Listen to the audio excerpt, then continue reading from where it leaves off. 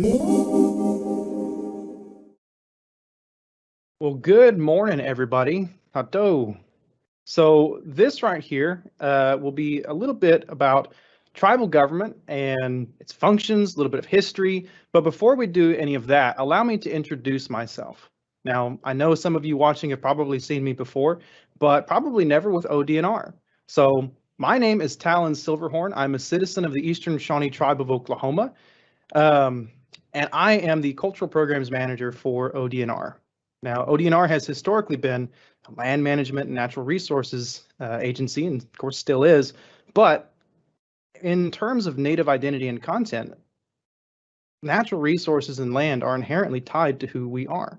With the opening of a new park near Xenia, south of Yellow Springs, focusing on Shawnee history and culture, we're going to be taking on a couple of new projects and a little bit of a new identity here with cultural programs. And that's why you're seeing me here with ODNR for the very first time.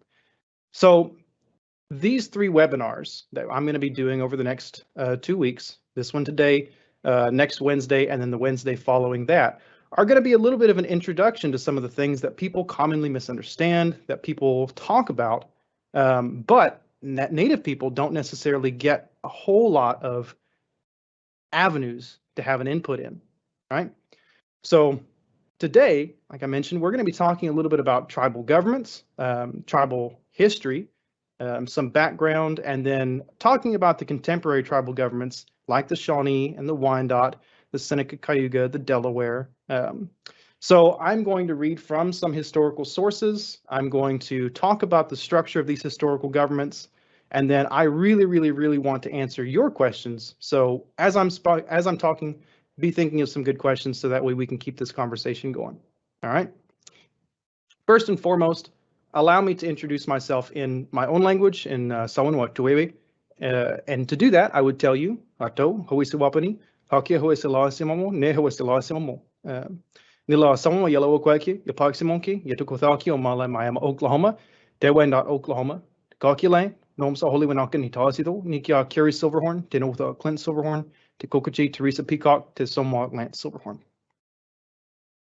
So in that introduction, I gave you a pretty decent rundown of who I am and where I come from and how I fit in, right? So starting at the largest common denominator, I told you what tribe I'm from. I told you that I'm from the Eastern Shawnee tribe from Oklahoma. I told you where I was born. I told you what clan I am. I told you my name, the names of my parents, my grandparents. This gives you a good sense of identity for myself as an individual. Now, when we talk about Native content, when we talk about Native history or Indigenous people in general, it very often gets sort of glazed over and becomes very broad, which is the opposite of what should be happening. So many people are probably familiar with the terms Native American or Indian or Indigenous or First Nations. There are any number of things that people will say across the United States that may or may not be applicable depending on where you're at and who you're talking to. So in that introduction that I gave to you, you'll notice that I didn't use any of those words, right? I didn't call myself Indian or Indigenous or First Nations or Aboriginal or natural. I referred to myself first and foremost before anything else as a Shawnee person. And then I told you about me as an individual, because that is the highest common denominator, right? So myself as Sawanoki, as a Shawnee person, right? That is the top of what I can give you as far as information that applies to myself. So we're going to talk about the identity of tribal nations. We're going to talk about some myths that people have, and we're going to kind of go through those and explain a little bit of the reality of tribal governments in the United States today. So I think first things first would be to talk a little bit about the history of some of these governments and their structures, and the foundation that most people have about Native people in history, right? So when most people think about Native Americans or Indians or people here in Ohio thinking about the Shawnee or the Wyandot, the Delaware, the Seneca Cayuga, right, or the Iroquois, right? These names are the front of people's minds when they start to talk about the local Indians, the Ohio Indians, the Ohio tribes, right? When we talk about characters like Alexander McKee or Butler or Simon Kenton or Daniel Boone, right, and their interactions with these tribes, oftentimes what gets left out is the tribe's perspective, is the actual nation's identity, save for their relationship to Europeans, right? It becomes a very Eurocentric way of looking at things and leaves out a lot of very interesting details. So being a Shawnee person, I'm going to talk a little bit about my own nation real quick, and then I'm going to expand on that to talk a little bit about some of the more well-known or the more American-identified tribes and kind of how you might already understand a little bit about tribal government. Shawnee is not an ethnicity. It's not a race. Neither is Cherokee. Neither is Creek. Neither is Catawba or Chickasaw or Wyandotte or Seneca or Cayuga or Mohawk or Onondaga or Oneida or Tuscarora or Mattaponi or Pamunkey or Monacan or Nottoway or Chickahominy or Dene or Muskogee. I mean, you name any of the 574 federally recognized tribes in the United States, you are not talking about a race. You are talking about an individual country with its own borders and laws and identity and language and culture and religions that are unique to them, right? So when you say Native American or American Indian or First Nations or Indigenous or Aboriginal, you're talking about an entire continent's worth of people who may have little to no connection to one another. The same as if you were to say European or African or Asian, right? So if you say Native American, do you mean Cherokee or Creek or Chickasaw or Choctaw or Catawba or Wyandotte or Shawnee? When you say European, do you mean English or Irish or French or Dutch, German, right? When you say African, do you mean Igbo or Mandi or Maasai or Zulu or Okombe, right? Osa, who are you talking about? So these are the types of things that I would encourage people to keep at the front of their mind as we go through these discussions. Is some of the things that you might already understand maybe don't have the best basis in reality. So in the 18th century, at the formation of the United States, there is a lot of talk about government. Everyone in some form or another is involved in the process of creating the new United States, whether they are able to vote. They're part of that like 1% to 2% of the American colonies who have the ability to really actively participate in these things and conversations and vote, whether they're part of the 90+% of everybody in the colonies who really doesn't have that much power to decide these things, whether they're part of the military forces who are fighting around these concepts, whether they're part of the Eastern Woodlands communities like Shawnee and Wyandotte and the Haudenosaunee, who are throwing their lot in one way or the other based on their own wants and needs, whether they are enslaved African folks. There are any number of ways that people can be involved in this story. So that's why I'm going to talk a little bit about the latter part of the 18th century and use some references from history to explain to you a little bit about tribal governments and their formations, their functions, and how Europeans at the formation of the American government are looking at these tribal nations. So, talking about the Eastern Woodlands, there are three main characteristics that seem to be consistent across this region, right? The big three, as I call them: agricultural, democratic, matrilineal, matriarchal, right? These characteristics are very important when it comes to talking about tribal governments because it lays the foundation, right? And land is part of that foundation. It lays the foundation for how we organize ourselves, how we view ourselves, how we view our world, and how we view other people who live in that world alongside us. Sawanoki, right? The Shawnee people, that's our name, are a polyrepublic. Like a lot of the other nations that surround us, I would define Shawnee people historically as a polyrepublic. We have no single unified government, but our methods, our mechanisms are a republic like most other nations that surround us. The Haudenosaunee, the Iroquois nations, or the Six Nations as you might hear them called, are a constitutional confederacy of individual republics. The Wyandotte are a form of polyrepublic. You have nations that are chiefdoms, like those that come from the Eastern Shore. You have true democracies like the Cherokee or the Creek.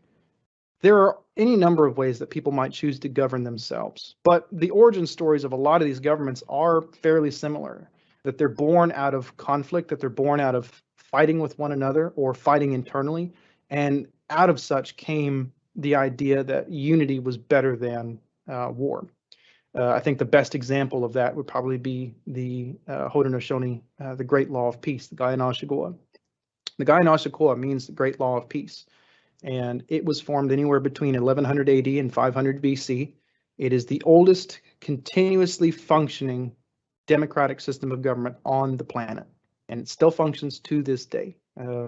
It's available online if you have time to go check that out. And I will be providing a couple of resources at the end of this program that you can go and learn more about tribal governments and, click on those websites and learn about them from the people themselves. There are some interesting quotes about tribal governments in the 18th century that I would like to start off with, right? So people like Benjamin Franklin, Cadwallader Colden, James Madison, George Morgan, all of these politicians and people who have some connection to Native communities and are bridging the gap between European powers and the colonies, the Crown, and people like the Shawnee, the Wyandot, the Six Nations. So I think a good introduction to these things would be Benjamin Franklin's essay that he publishes in 1784, Remarks Concerning the Savages of North America. And he starts off by saying, "Savages we call them because their manners differ from ours, which we think the perfection of civility, and they think the same of theirs. Perhaps if we could examine the manners of different nations with impartiality, we should find no nation to be without rules of politeness, nor any so polite as to not have some remains of rudeness. The Indian men, when young, are hunters and warriors, and when old, counselors, for all of their government is by the counsel of these sages. There is no force, no prisons, nor officers to compel obedience or inflict punishment. Hence, they generally study oratory, the best speakers having the most influence. The Indian women till the ground, dress the food, nurse and bring up the children, and preserve and hand down to posterity the memory of public transactions. Our laborious manner of life compared with theirs they esteem as slavish and base, and the learning upon which we value ourselves they regard as frivolous and useless. An instance of this occurred at the Treaty of Lancaster in Pennsylvania, anno 1744, between the government of Virginia and the Six Nations. After the principal business was settled, the commissioners from Virginia acquainted them by a speech. And at this point, they offered to take a couple of the Six Nations boys to Williamsburg to be educated at the Bradford and Indian School. Now, this essay is very, very interesting, and it has a lot of good tidbits in it. It's also available online. The entirety of this document is available in the Benjamin Franklin Papers, and you can download a copy of it and read it for yourself. But he makes several notes about the structure and nature of Indian politics here. He says it is one of their rules of politeness not to answer a public proposition the same day that it is made, as they think it would be treating it as a light matter, and that they show it respect by taking some time to consider it as a matter more important. He says, having frequent occasions to hold public councils, they have acquired great order and decency in conducting them. The old men sit in the foremost ranks, the warriors in the next, and the women and children in the hindmost. The business of the women is to take exact notice of what passes and print it in their memories, for they have no writing, and communicate it to their children. They are the records of the council, and they preserve tradition of the stipulation in treaties 100 years back, which when we compare with our writings, we always find exact. He that would speak rises, and the rest observe a profound silence. When he has finished and sits down, they leave him 5 or 6 minutes to recollect that if he has anything to add or has omitted anything he intended to say, that he may do so. To interrupt one another, even in common conversation, is reckoned highly indecent. How different this is from the conduct of a polite British House of Commons, where scarce a day passes without some confusion that makes the speaker hoarse in calling to order. And how different the mode from conversation in many polite companies in Europe, where if you do not deliver your sentence with great rapidity, you are cut off in the middle of it by the impatient loquacity of those that you converse with, and are never suffered to finish it. When we hear quotes like this from Mr. Franklin, it's important to keep in mind that they are coming from a monarchy and they are very well accustomed to their social order. So seeing these systems for the very first time, or for the first time in a long time, talking about republics and these other forms of governments, is going to be something that has an impact on these people, right? So when I said earlier that you may be more familiar with native systems of government than you think, here's what I mean. The myth that most people cling to when they talk about native forms of government here in the Eastern Woodlands, or anywhere for that matter, is this sort of monarchy-based reality, right? So the chief and the tribe, everyone sort of clings to that as reality. And for a lot of people here in the Eastern Woodlands, that's not reality. So when we think about the concept of the chief, right? If I were to ask you, what is the English government like, right? You would say they have a monarch and that the rest of the nation is ruled by that monarch, right? Even though today it's a more symbolic position. When you ask people, what is tribal government like? Their answer is usually, well, they have a chief. Okay, well, what does the chief do?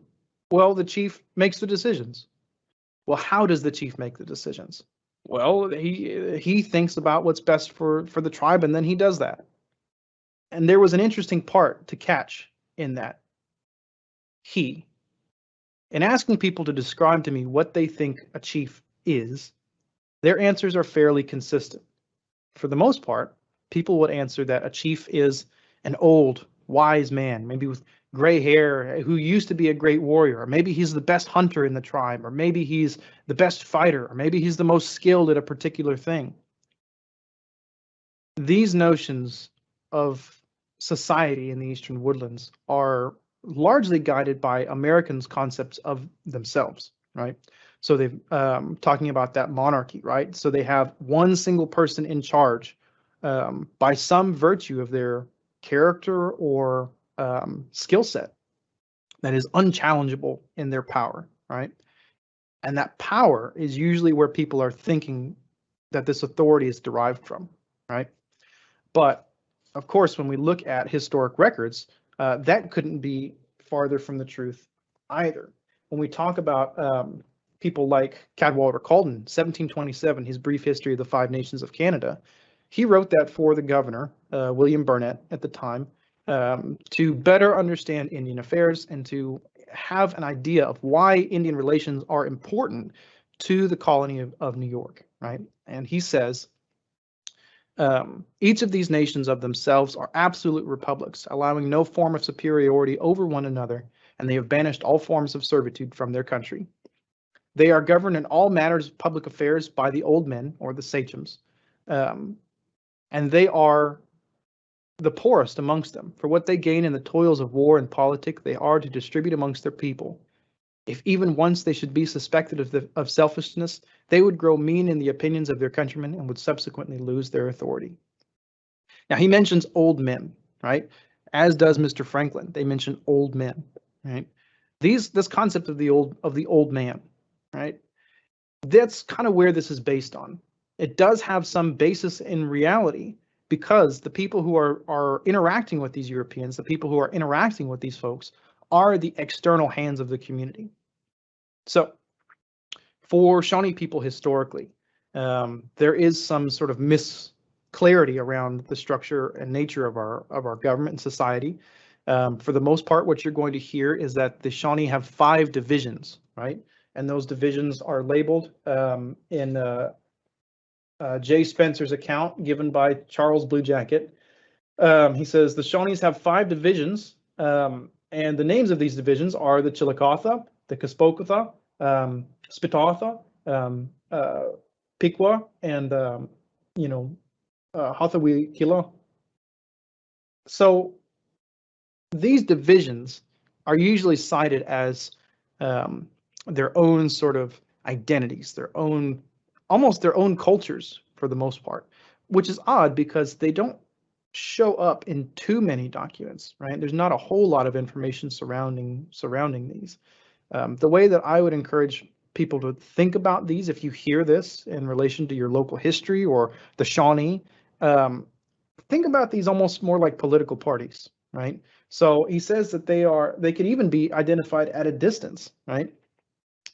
Again, think about these almost more like political parties. You can probably identify someone, based on how you think they might or how you perceive they might believe at a distance, right? Think about this the same exact way, right? These political identities and their individual seats across Shawnee country are what make us a poly republic, right? So no centralized form of government.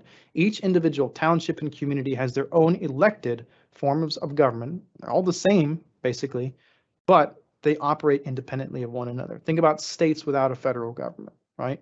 The Wyandots are in a similar boat. The Haudenosaunee, as individual nations, govern themselves in their local matters, but they are governed by a Grand Council. That Grand Council is like a federal government, right? And it's bound by their constitution, the Guyana-Oshagoa. The power that these representatives hold, when we talk about these old men, isn't through some virtue of they're the strongest or they're the best or they're the best archer or they're the best hunter. These are very primitive misconceptions that people like to apply to tribes because of the misconceptions around tribal identity and what this actually means. However, the reality is that in the most part, that authority is flowing from a woman, right?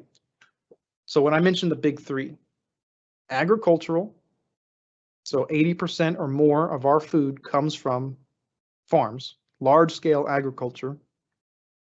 Democratic, right? So some democratic form of government. They have voting and elections and some mechanism by which leaders are installed by the people, right? And then matriarchal matrilineal. That was the last one. And that is actually consistent across a lot of different cultures, not just tribes here in the Eastern Woodlands.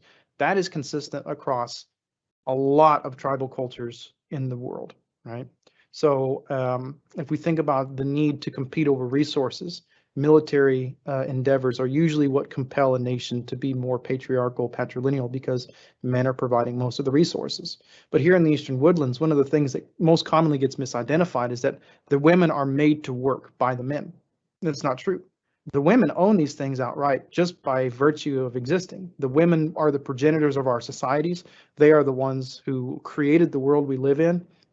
And it is up to us to defend them, their interests, their homes, their families, right? So women are the heads of households. Women are the owners of property. Women are the sort of mouth. Think about the waters like a river, right? The authority of the men that are put forward comes from a woman who stands behind them, who gives them that seat, right? That's one of the most common things that's misinterpreted around Native nations in the 18th century. And even today, when we talk about society and culture, is that the men are so readily identified, right? The men are so readily accepted by Europeans. Think about an account in Williamsburg, Virginia, that these individuals who are coming as part of a delegation to the capital to meet with the royal governor, discuss treaties, to discuss sale of land and these things.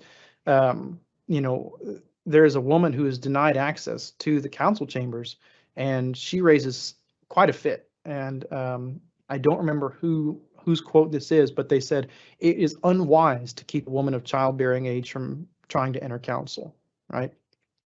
The same thing when Seneca woman says that these are our powers, the right to sell land, the right to do these things here in our territory. This is our authority that we are ceding to the men in cases, but ultimately it belongs to us, right? So as we kind of move up through the 18th century, closer and closer to the revolution, these ideas and these identities are becoming more and more apparent to what we would know as the founding fathers, right? June 28th, I want to say, 1744, there is a treaty at Pennsylvania. And in the kind of proceedings of this treaty, there are a lot of things laid out. But one thing in particular that I really enjoy from this treaty is a quote from Conestogo. Conestogo is a leader amongst the Haudenosaunee, and he is one of the primary speakers for this event and a lot of events that happened throughout the period of the 18th century. The quote that he gives that is going to set up a lot of what comes after is this. He says, "We have one thing further to say, and that is, we heartily recommend good union and agreement between you, our brethren. Never disagree, but preserve a strict friendship for one another, and thereby you, as well as we, will become the stronger. Our wise forefathers established union and amity amongst the 5 nations, and this has made us formidable and has given us great weight and authority with our neighboring nations. We are a powerful confederacy, and you, by observing the same methods our wise forefathers have taken, will acquire fresh strength and power, and therefore whatever befalls you, never fall out with one another." And that is June 28th, 1744, the Treaty of Lancaster in Pennsylvania. As we move closer and closer to the Revolution and the foundation of the United States, these words become more and more looked at and drawn from. The Albany Plan of Union is very, very similar in some cases to a lot of tribal governments. Benjamin Franklin's notes for the formation of a good union. He also references the 6 nations. He says,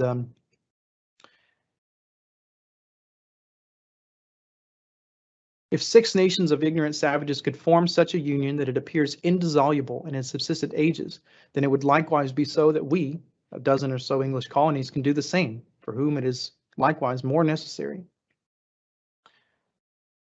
As we kind of inch closer and closer here, these words, these ideas, these concepts, right? A federal government bound under a single constitution, individual governments operating on the local level. The Great Law of Peace, you think about the Council of the Mohawk is divided into 3 parties, right? Their parties or their responsibilities are to check one another in their powers, right? So the third party listens to the counsel of the first 2, gives their opinion whenever something is out of in discord with their laws, and then once it's corrected, the first 2 are responsible for coming up with the final decision, and then that is sent to the Onondaga for final voted on by the Grand Council, because that's the seat of the Grand Council, or what we would kind of refer to as a capital, right? Think about the separation of these powers. Think about the division of social and political power within a government. Think about the role of government. What is government supposed to do, right? Well, government is supposed to protect the rights of people, right? So your rights and your identities does not come from the government. It is simply protected by the government, right? And that's true for Native nations here in the Eastern Woodlands as well. Their governments are the same thing. They're not meant to rule the people. They are meant to protect the people. Think about the quote, right? Their authority comes from the people, right? They are governed in all matters of public affairs by the old men or sachems, whose authority flows from the confidence of their countrymen, right? If they abuse that, they are stripped of their title and shamed. As we come up to the point that the Americans are holding their own councils, people like George Morgan, the first Indian agent of the United States, is tasked by the Continental Congress to create a belt, 2,500 beads, 13 white diamonds on a purple background, and send that to the Council at Onondaga to request their advice and their help in the formation of the new union, right? That wampum is extremely important. The other myth that a lot of people have is that we have no records, right? As Native people, as Native nations, we have no records, we have no history, and that oral traditions are just not reliable. And that has been a very pervasive thing up into the modern day, especially in academic fields like anthropology, ethnology, but particularly in history. And that's not the case. Think about what Mr. Franklin says, right? The women are the records of their courts, and they preserve the traditions of stipulations of treaties 100 years back, which when we compare with our writings, we always find exact. Think about the symbols of the United States, right? A bald eagle, a bundle of arrows, and an olive branch. Think about the symbols of the League of Nations, a bald eagle atop a white pine tree with a bundle of arrows, right? The tree of peace. Think about the formation of these governments. Think about the separation of powers. Think about the system of voting, primary and secondary elections.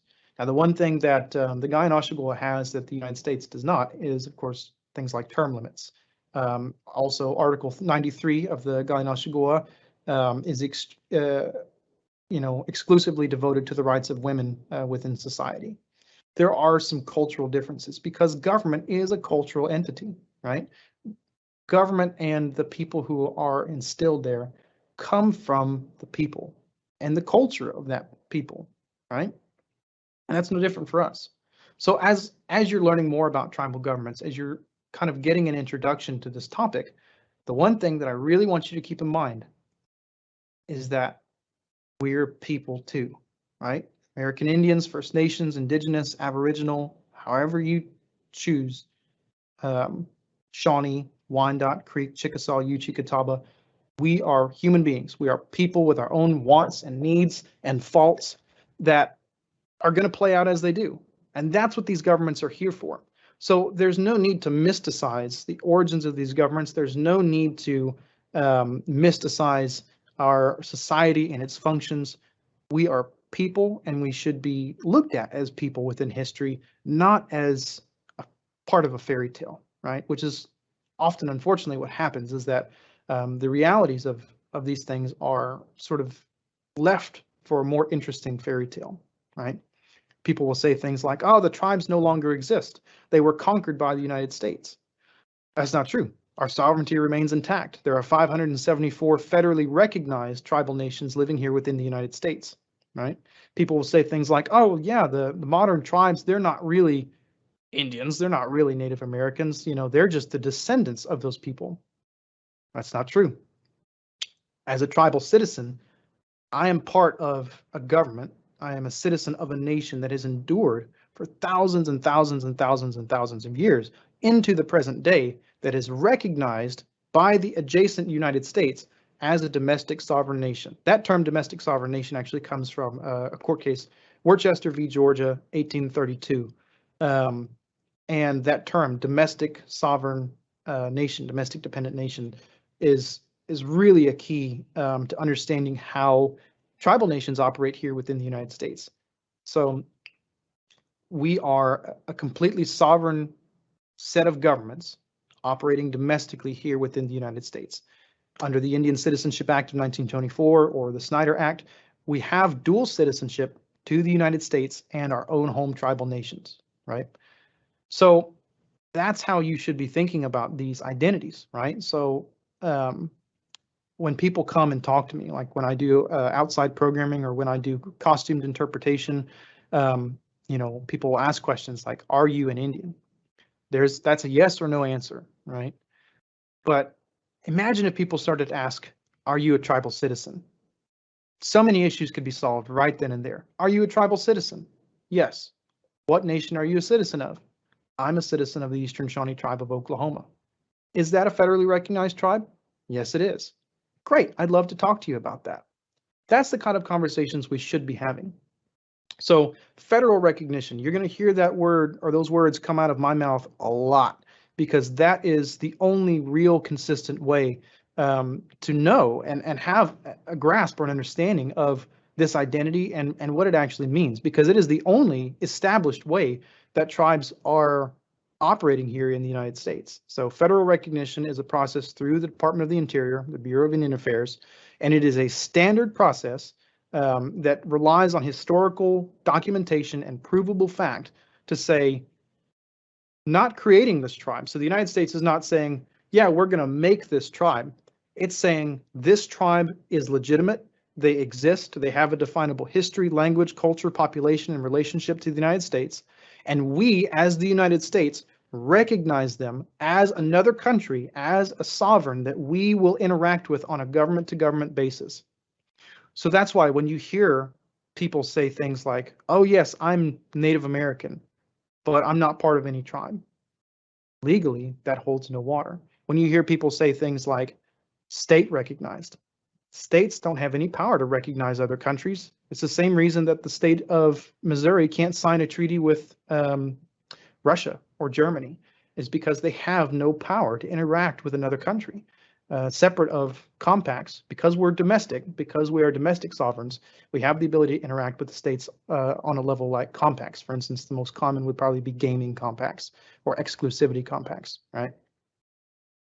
So as a tribal citizen, these are things that are very, very valuable. And if you're a tribal citizen listening to this, watching this live stream, I encourage you to know how your government operates, to know your own nation, and to know how you fit into that, because there is a very, very clear avenue for you to be able to discuss these things and to be able to explain this, right? It's not a matter of I identify as this or I am this race.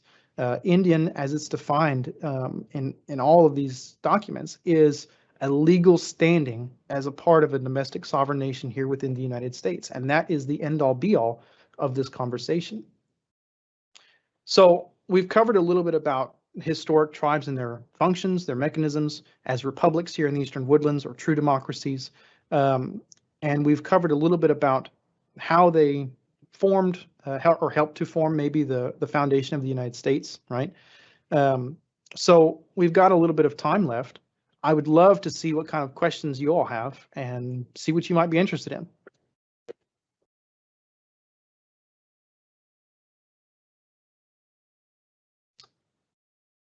Let's see.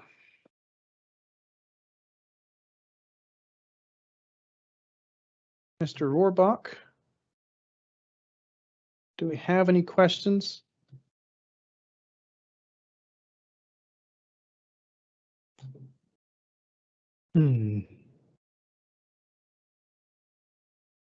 While this is coming up, while we see what kind of questions we have or what you might be interested in, there was another quote that I wanted to throw in here real quick, and that is a comparison to the Romans. That also comes out of Cadwallader Colden's 1727 Brief History of the Five Nations.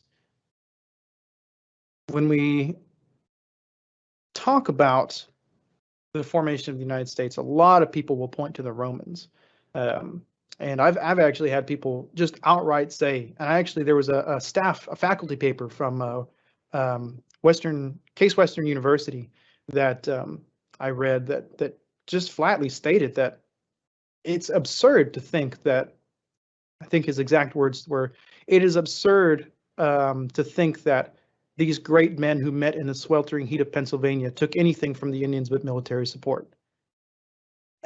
That often is a sentiment that gets echoed a lot because, the misconception that, natives are just savages, right? I mean, that is something repeated across time. So looks like we've got some questions coming in here.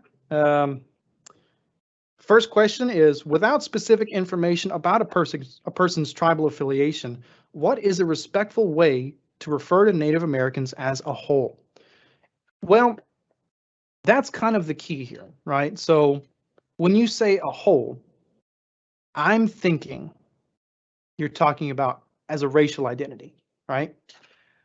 I would encourage that we start to move away from the concept of a collective racial identity here in the United States. I think there's a lot of people that would agree with me on that topic, because it completely sidesteps what I've just told you about the concept of sovereignty of our individual nations and their abilities, because each of them are different. 574 different countries, different native nations here in the United States.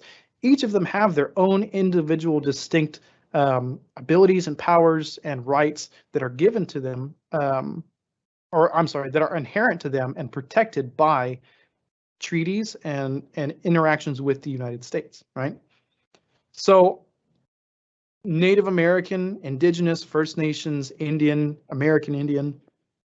Legally here in the United States, American Indian is the standard, right? And pretty much all legal documentation, you're going to find Indian or American Indian is going to be what you're going to see, right? So the Bureau of Indian Affairs, the National Museum of the American Indian, United States General Code, right? They have a section about Indians. So the definition that's given for the most part is that they are a citizen of a recognized tribe. So that word, Indian or Native or Indigenous, should always correlate to citizenship within a recognized tribal nation, a federally recognized tribal nation, right? Respectful, that usually depends on the region of the United States you're in, right? So do you say shopping cart or buggy, right? Do you say soda or Coke or pop? I know that's kind of a a glint comparison, but that's really kind of what it is. Regionally here in the United States, you're going to hear different things preferred. In the South, Indian is very common to hear. To the East, Indigenous or American Indian. To the North, from like Great Lakes, Canada, you're going to find First Nations be kind of the preferred term. So the best bet is always just to ask the person that you're talking to, right? Because that's going to be their individual preference, but understand that their nationality should always supersede whatever you perceive their race to be, right?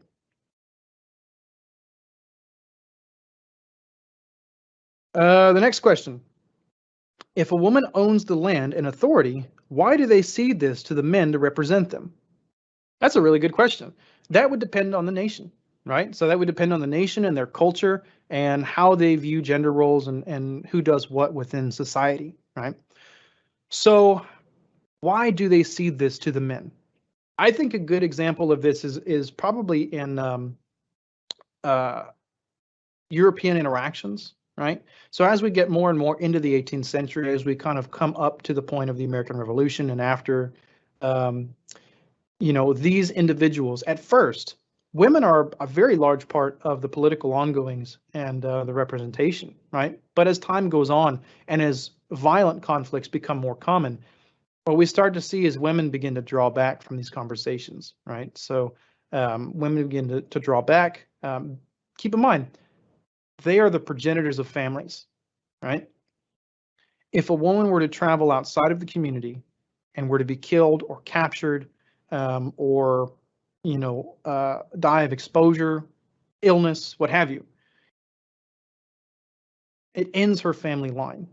It vacates the seat of power that she holds within the community, right? It is a huge disruption to our society and culture.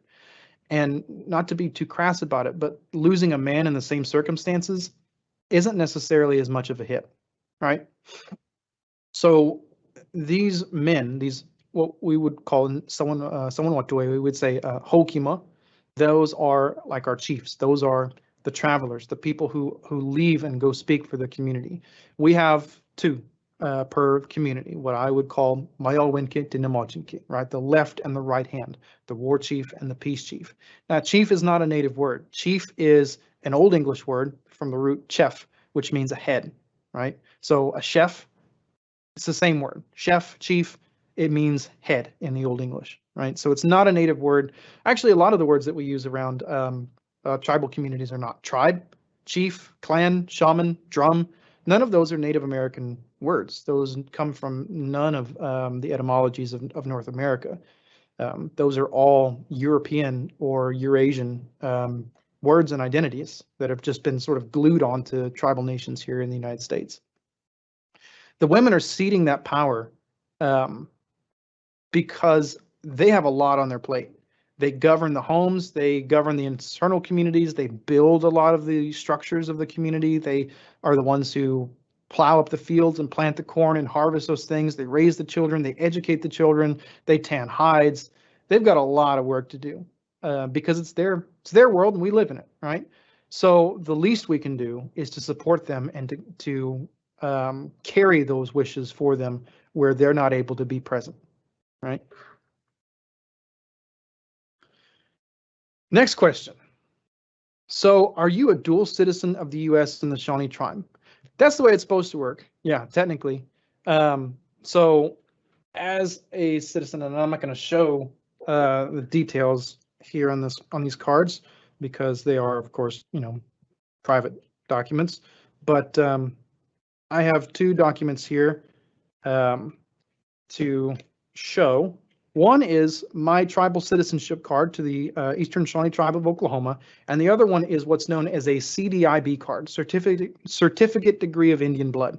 These documents are very important, right? Now, I'm going to talk a little bit about this citizenship and how it sort of originates, right? So the first Native American or American Indian citizenships are granted after the First World War by the Snyder Act of 1924, or the Indian Citizenship Act, right?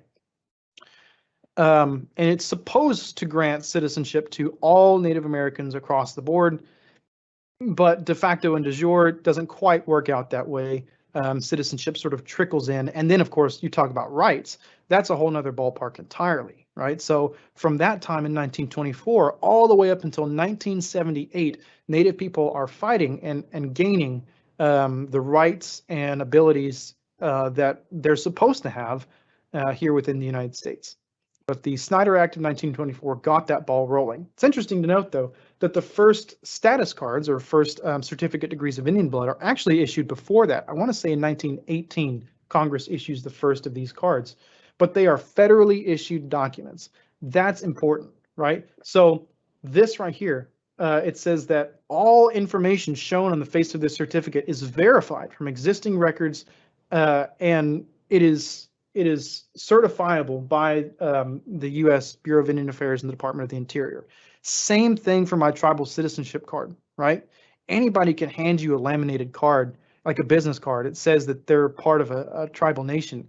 But the key is that the U.S. Department of the Interior has this information on file and can verify that I am indeed who I say I am, and that the tribe that I'm claiming actually exists, right? So that's the certificate on the back of this card. It is, and there's a phone number there as well, right? It says, it is certified that the individual whose photograph and signature appear on the reverse hereof is an enrolled citizen of the Eastern Shawnee Tribe, a federally recognized tribal government, which has authorized the issuance of this tribal identification card, and then it's verifiable by the U.S. Department of the Interior, the Bureau of Indian Affairs, right? When we talk about treaties, right? Who makes treaties? Countries make treaties, right? The United States is a country, and it makes a treaty ratified by Congress with Indian nations, as is defined by the U.S. Constitution, right? So the Constitution of the United States and any treaties made under its jurisdiction are the supreme law of the land. And so when we think about the relationship that the United States has to tribal nations, they are domestic countries that predate the United States, that live essentially adjacent as a separate layer of politics above the states, supposed to be equal to the federal government as a government-to-government relationship, which means that I would technically have a dual citizenship to the Shawnee Tribe, to the Eastern Shawnee Tribe of Oklahoma, and to the United States. And that's really comes out of the Snyder Act of the Stigler Act. Yeah, Snyder Act of 1924. The Stigler Act of 1948 is what establishes blood quantum as another mechanism of identifying Indian people here in the United States. Now, it has its problems, especially when you get into quantifying race and blood, especially in the late 40s, when you get into laws quantifying racial identity and blood, it's going to have its problems, right? But federal recognition is the only legitimate and consistent way to hold this identity. Can I explain sovereignty? Yes, I can. So sovereignty is defined by the Journal of American Law, Volume 2, as the inherent and natural state of self-governance, right? So sovereignty is not something that we are granted. Our agreements with the United States, our treaties, and the things that we do, the wars we wage, are all of that, citizenship, that flows from sovereignty. Sovereignty is inherent. Sovereignty is not given to us. Sovereignty is recognized, and that's the key here, right? Our sovereignty exists separate of the United States, separate of the US, separate of Canada, separate of Mexico, separate of the Crown of England. Our nationhood, our sovereignty exists because we say it does, right? And it exists because it just does, right? So when we talk about sovereignty, today you're going to hear most of those terms like sovereignty being used in conversations around treaty rights, in conversations around the powers and jurisdictions of tribal nations and the states who live around them, right? So sovereignty is something that, more and more tribes are beginning to have the power, the resources, and the visibility, which is very important, to flex that, right? Sovereignty is a muscle, right? You need to work it. You need to show it. You need to have definable citizenship. You need to have requirements for that. You need to have, a distinct culture and history and things like that to be recognized as your own unique nation. So that's kind of what that means. Sovereignty is the inherent status of self-governance, and that status is protected and recognized by the United States and our treaties that we have signed. Next question. How is your identity further refined or clarified by your membership in one of the Seps? Now, again, we're going back. That word sept, S-E-P-T, right, is popularized especially by the works of people like Alan Eckert, right? Now, keep in mind, Alan Eckert is a fiction writer. I don't know why people cite Alan Eckert so much. Most of what he writes is not true. Most of what he writes is fiction. And so the concept of the sept or the division has become so popular. Again, I encourage you on a sort of base level to think of those identities because they're mentioned in the Galloway Papers, right? So they're mentioned in the Galloway Papers, and I think they might also be mentioned in the Draper manuscripts. But if it's true, if what people say about the Shawnee having septs and divisions is true, it would be so wildly unique from all other tribal nations in the Eastern Woodlands. I don't necessarily, without any more documentation around that concept or identity, I don't put a lot of weight into that. Now, I could be wrong, but I'm only going off of what I know to be proven to be true. Your identity, when I introduced myself, I told you my tribal nation, I told you where I was born, I told you what clan I was from. The clan is not sept. We have several clans. They are a matrilineal descendancy within the tribe. It's just like clan is a Scots Gaelic word, and that's actually, when you think of Scottish clans, that's where that comes from, right? So that concept or the identity, that the language that we use to define that comes from English people talking about Scots Gaelic people, and they apply a similar sort of idea to the tribes here. And it's a similar thing. It's a matrilineal descendancy. That's your link to family. And your citizenship historically is linked to one of these identities. It is linked to a woman, and that identity flows from her to you. She claims you, and that's what links you traditionally to that tribe, to that community. And that clan is sort of your extended family. So if you think about clans as sort of these huge extended families, right? We don't have cousins or steps or halves. The way that clans work traditionally for a lot of people is that all of that extended family, hundreds and hundreds, maybe thousands of people, is condensed into the terms of brother, sister, aunt, uncle, mom, dad, grandma, grandpa, right? So you could have 2,000 brothers and sisters because you have all of these people in the same clan as you. You've never met them before, but they're still part of your clan, right? There's still Bird Clan, there's still Wolf Clan or Roundfoot, there's still Turtle Clan, right? So that makes them related to you. You're never allowed to marry within your own clan. That is a big, big no-no. And that's another common misconception about identity is there's this sort of false xenophobia that gets applied to tribes, in that, we don't like outsiders or that we don't want new people in our communities. That's only true if you're killing us, right? Which is the case for people like George Rogers Clark and Simon Kenton and et cetera, who are just tearing apart Shawnee communities in the 18th century. So yeah, we don't like those people, right? But African folks, Europeans, Irish, you name it, they are all being adopted into Native communities and gaining citizenship. I mean, Conrad Weiser, who is the interpreter for the Treaty of Lancaster in Pennsylvania. He's the interpreter of Benjamin Franklin.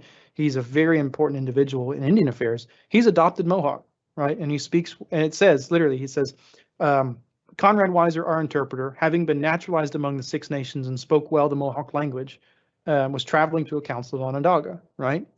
So naturalization, gaining citizenship to a nation, is also something that we historically do, right? Because we're a country. So we're not an ethno-state, and anyone from any background can gain citizenship to these countries based on their merits and applications, right? So they go through the process that's established by that nation and gains that citizenship. So the Seps or the clans and things like that, the divisions that are so popular, really, I wouldn't say they carry a lot of weight in that concept of identity. Think about them more like political parties. Next question. It has been interesting to understand that your identity is specifically Eastern Shawnee. How do you relate to the other recognized Shawnee nations? Could it be comparable to the way I understand myself to be an Ohioan within the larger organization called the United States? Almost, but not necessarily. Here's how I would define that, right? So think about the Cherokee, right? At the time of removal, the Cherokee are split into 3 distinct governing bodies by the process of removal, right? So you have the Cherokee Nation of Oklahoma, the Gadua Band of Cherokee in Oklahoma, and you have the Eastern Band of Cherokee Indians in North Carolina. Those are the only 3 federally recognized Cherokee tribes in the United States, right? Anywhere, actually. They're all Cherokee, right? But they are governing themselves independently of one another because of the history of removal. It's a similar case for Shawnee people in that, we have been split into 3 governing bodies by this history of relocation and removal. You have the Eastern Shawnee Tribe of Oklahoma, the Shawnee Tribe of Oklahoma, and the Absentee Shawnee Tribe, right? Those are the only 3 federally recognized Shawnee tribes in the United States. So there's the only 3 Shawnee tribes in existence, right? The comparison to being a citizen of a state adjacent to another state is a good start. But realistically, culturally, we're all the same people, right? But realistically, each one of our tribes has unique sort of abilities and history, treaties that we lean on independently of one another, to function on a day-to-day basis. There are big things that require unity, and so like when we talk about the treaties that are signed historically, the 3 federally recognized Shawnee tribes didn't exist in their forms when the Treaty of Greenville, August 3rd, 1795 was signed. It was just the Shawnee, right? And so those are things that we would all identify with as Shawnee people as a whole, rather than individual nations. Now you talk about the reservations here in Ohio, like the Lewistown, Hogs Creek, that sort of thing. Those we would identify with individually as nations based on the documentable descendants of the people who were there, like Captain Lewis, and that kind of thing. But ultimately, we're all Shawnee people, and we may be governing ourselves individually, but I mean, we're all the same. We're all Sawanoki. Next question says, I work at a state nature preserve. We get a lot of questions about the indigenous history of the land and the people who were here before Europeans. Do you have recommendations of resources for us to go to? Yes. So I'm going to answer this, and then there's one more question that I'm going to use as sort of my outro. So as far as further reading or resources, I will emphasize this first and foremost. I want to make sure that this microphone gets me clearly. I want to emphasize this first and foremost. Go to the tribes themselves, right? Consider the tribes a primary source, always, right? The Eastern Shawnee Tribe, the Absentee Shawnee Tribe, the Shawnee Tribe of Oklahoma, the Wyandot Nation of Oklahoma, right? The Seneca Cayuga of Oklahoma, the Six Nations. Go to them first and foremost and always, and let them direct whatever it is, whatever information it is that you're going to be giving out to the public. That's the only real way. That's the only correct way to handle that information, right? You can read all the books, you can study all the documents, and still only have half of what you should be putting out to the public without the input of those tribal nations on their own history, right? So ShawneeCulture.org to learn about Shawnee history, culture, language, to have some educational resources available.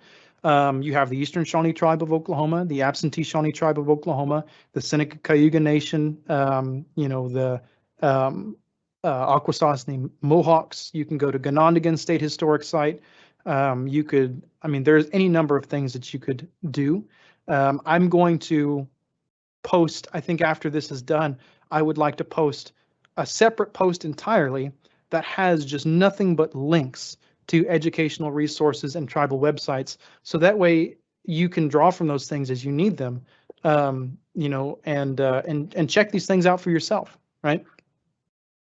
And the last question that I'm going to answer, and then I'll cut you all loose, is what type of educational programs will you be offering at the new state park? So for those of you who maybe haven't heard yet, there is a new state park, Ohio's 76th state park planned just north of Xenia. I think it's on 68, the site of the Tecumseh Motel, right? So that is the 18th century site of Chillicothe, or Old Town, as it's sometimes known. 1777 to 1780 is where that town stands, right? Is very important. It is the seat of one of these political identities, the Chillicothe. It's the seat of this division or this political party in that time frame, right? And before they moved to Indiana and then Missouri. The programming that we're going to be offering there will be the opportunity to interact with Native people, Shawnee, Wyandot, Seneca Cayuga, Delaware, the Ohio tribes, right? Face to face. Imagine that. That's something that hasn't been done probably for a lot of Ohioans since removal. For so many people living here in Ohio that love this history, that have some affinity for it, that have read books, however misguided they might be, but they appreciate the history. Now it's time to talk to the people. And that's exactly what we're going to be doing at this new state park. We're going to be highlighting the historical site of Old Chillicothe, right, 1777 to 1780. But more importantly, I want to connect you to the tribal nations and their citizens to let them tell you their story. That's something that is sorely needed and has not happened really since removal. So we want to talk to you. We have wanted to talk to you for centuries now, but now it's finally the time for us to meet face to face again and build something new. So that's the type of programming that we're going to be doing. We're going to be having material culture. We're going to be talking about history. We're going to be offering some interactive programming. We're going to be talking about contemporary tribes. We're going to be covering the gambit. Whatever you want to know, whatever you're interested in, hopefully we'll be able to find a place for it there at this new park, right? This is a place for you to learn and connect with tribal nations and hear the story from a different perspective.